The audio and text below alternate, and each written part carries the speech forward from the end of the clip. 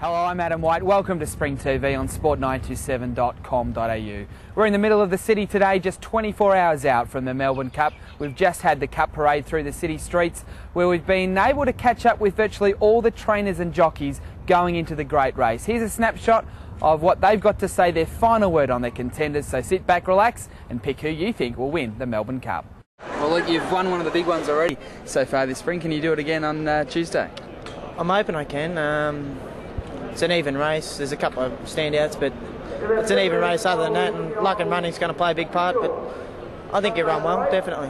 What's Colin said to you about Blue Tiger going into the race? Not a great deal. We're just going to mull over the form between now and then and take in the barrier into consideration. But look, one thing I found in my experience with Colin Little is when he trains a horse for a race, they're normally spot on for the race. So he's a great conditioner of horses. So I think he's been trained for one goal all along. His runs leading into this race have been nice, so I think he'll run fair, and a bit of moisture in the track won't hurt his chances either. Well, Mike, Eskimo Queen, how's she going? Well, we're very happy with her. This morning she looked nice and free interaction, and she looks happy, and that she's eating well, so that's the last bit going in the race, so got to get through tonight and tomorrow morning, but everything seems good at this stage.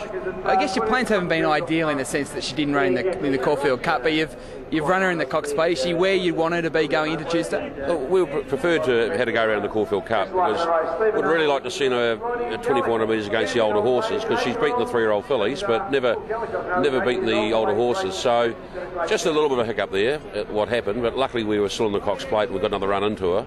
And, she's bounced through that well, and I thought a run the Cox Plate was good for a stayer. Well, Craig, you won some pretty big races, but what about a Melbourne Cup? How would that feel? Yeah, it'd be fantastic. Going into the race, we're in with a real show. She's only little, but I think she'll run the 2 mile, and hopefully we're there at the battling end. So you're turning up tomorrow confident that you can really perhaps taste the ultimate success? Yeah, well, you've got to go into these races confident. She hasn't had the best preparation, we all know that, but she's got the right trainer who's won a Melbourne Cup before, and as long as I give her a good ride, she'll be thereabouts. She's almost been the forgotten horse, hasn't she, because of what happened in the Caulfield Cup?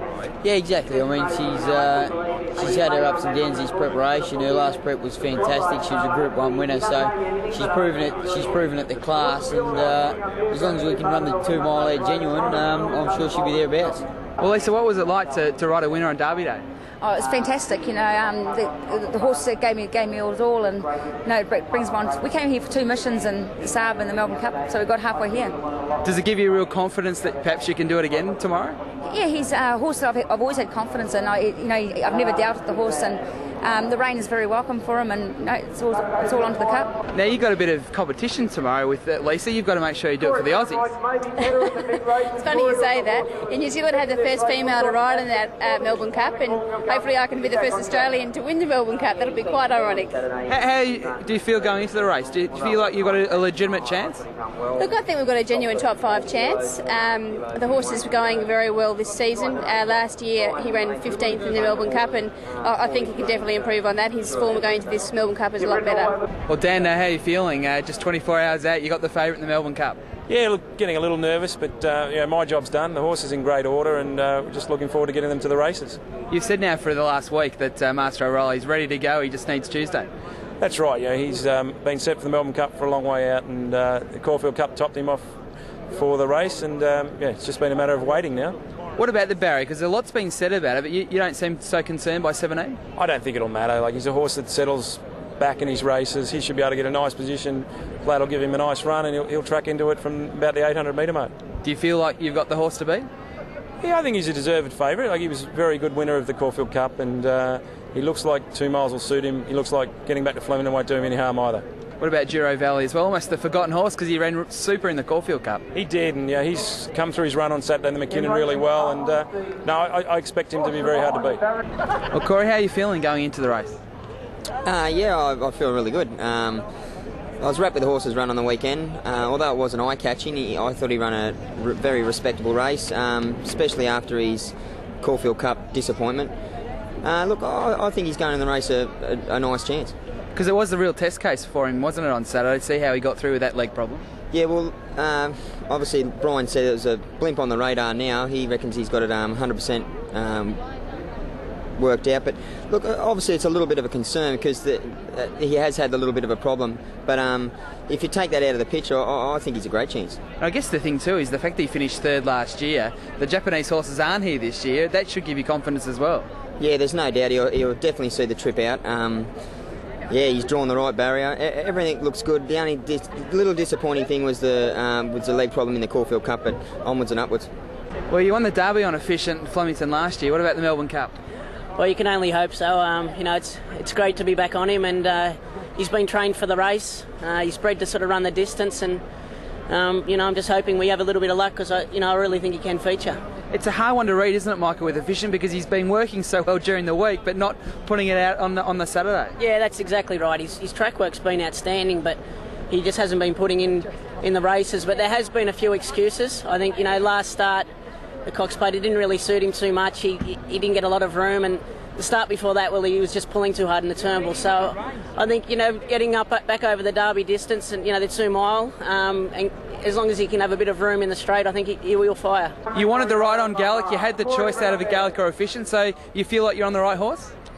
Yeah, you know, time will tell, I suppose, but he's, you know, he's been good to me and he's proven at the trip, so in good form, I was happy to go with him. Well, Tungsten Strike, not a lot's being spoken about because they're all talking about Purple Moon and Marla, but you've got a legitimate chance. Yeah, well, you know, do our talking on the track. You know, he's a decent horse in his own right, and hopefully he can you know, provide me with a Melbourne Cup winner. What about the barrier draw? Not too kind for 2 of your horses. I'm not riding them, but I hope they get in. You must be pretty confident, though. The 3 of them have all got legitimate chances. It's a hard race to win, you know, but I'm happy. If you had to choose one of the 3, what would it be? Or the trifecta would be okay. Can you get the double, mate? Caulfield Cup and a Melbourne Cup in the same year? Oh, without a doubt. Horse is flying, and you know, everything's sort of pointing towards him running a huge race tomorrow. So I think probably a bit of bad luck could be our only worry, but full steam ahead for tomorrow, and I'm very confident. I was going to say the team's confident. Yourself and Danny? Oh, for sure. Look, we know what our horse can do and what he's capable of, and you know, we'll go back on him and ride him quietly, and you know, be patient till we straighten up and see what he's made of. Damien, can you do it again this year? Oh, we've got a great chance. The horse is training on really well, and you know, the track's drying out for us, which is good too. So you know, things couldn't be going much better for us. You're so close last year. It'd be good to go a little bit better this year. It would be, yeah. We had such a narrow defeat last year. It'd be nice to redeem ourselves for that narrow loss last year. You kept pretty busy this week, 5 in the Cup. Yeah, it's kept us really busy, but you know, we worked towards, and it's nice they all could stay on their legs and get there. Are you leaning towards one of the 5? They're all sort of a bit even? No, I'm on pretty well, good even long shots. Yeah. What about the Fuzz though? Well weighted in this race. Look, he's well weighted. He's got a good barrier, and his form's good. So you know, you could definitely put him in. So hoping, not confident. Yeah, we're hoping. Look, when you've got 20 to 1 chances, you can't be overconfident. Kieran, your chances tomorrow? Yeah, it's got a good each way chance, you know. It's an open race now with a bit of rain around. It's sort of opened the race up a bit more, so looking forward to getting there tomorrow. And his form's actually been pretty good on Ajourn too, hasn't he, this preparation, without a lot of luck? Yeah, he's... I rode him last time in the Coogee, which was 2000, and he's coming out of that race nicely, and Andrew's got him spot on, he says, so it's all up to me now. He's going to go into the race with a bit of form after his performance on Saturday, Simeon. He won a Group 1 on Saturday, and he drops a stone in weight, so from that performance, so he's in with a chance. Do you ever get sick of Melbourne Cup week? No, it's the greatest race in the world, they tell me, so we'll go along with that.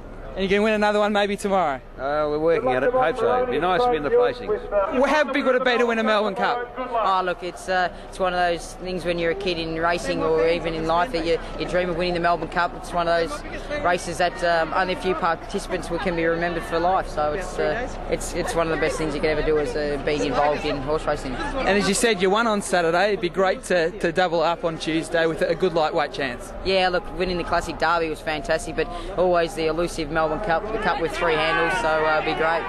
So there you have it. There's the final word from so many of the leading contenders, the trainers and the jockeys going into the Melbourne Cup. We'll be back on Wednesday when we talk to the winning connections of this year's Melbourne Cup, only on sport927.com.au.